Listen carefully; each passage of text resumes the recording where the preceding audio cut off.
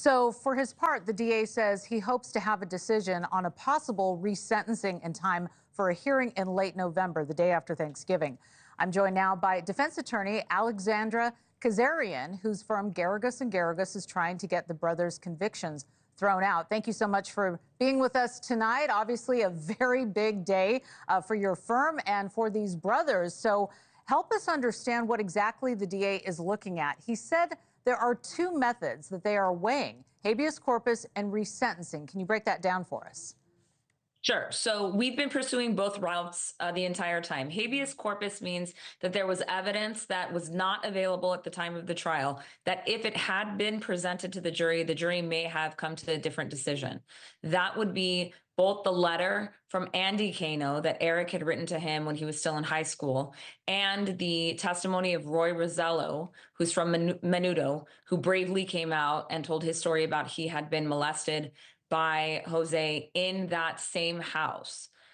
So it just shows the credibility of the boys' claims and how that house was used as a house of horrors. And that's something that if the jury in that second trial at the time had known, it may very well have changed their verdict, and it wasn't available at the time.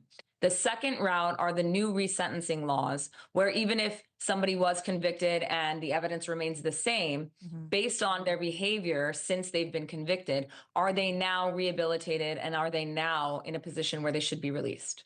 Yeah, there are so many people that are hoping that that is the scenario. The best case scenario from the brothers' perspective, of course, is immediate release. What are some of the other scenarios being looked at? Because it's not just that, right? Well, if they win the habeas, then what that gets you is a new trial. So there's an option that there would be an entirely new Menendez trial 35 years later. Or we could come to an agreement with the district attorney where we recommend a sentence to the judge, and it would ultimately be up to the judge.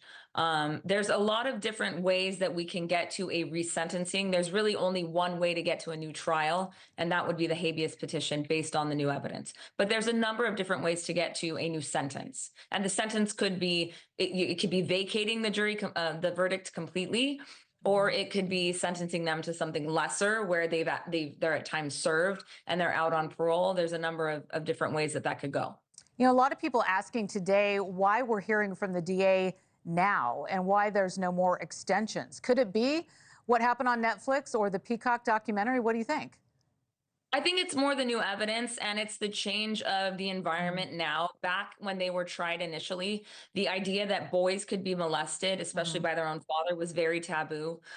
Society was not ready to have a serious conversation like that. And actually in court, the district attorney's office argued that that defenses like battered women syndrome, shouldn't apply to boys. It shouldn't apply to men. And I think society is just in a much different place now, where we know that men are victims of sexual assault and sexual abuse. And so I think it's more that the new evidence is it's credible now. We're at a time where maybe because of Roy Rosello coming out and because of the documentary that came out about him, this evidence is credible and nobody's questioning whether the boys were molested or not. Right.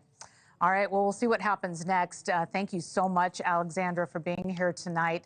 Thanks for watching. Go to joinnn.com to find NewsNation on your screen. And don't forget to click the red subscribe button below to get more of NewsNation's fact-driven, unbiased coverage.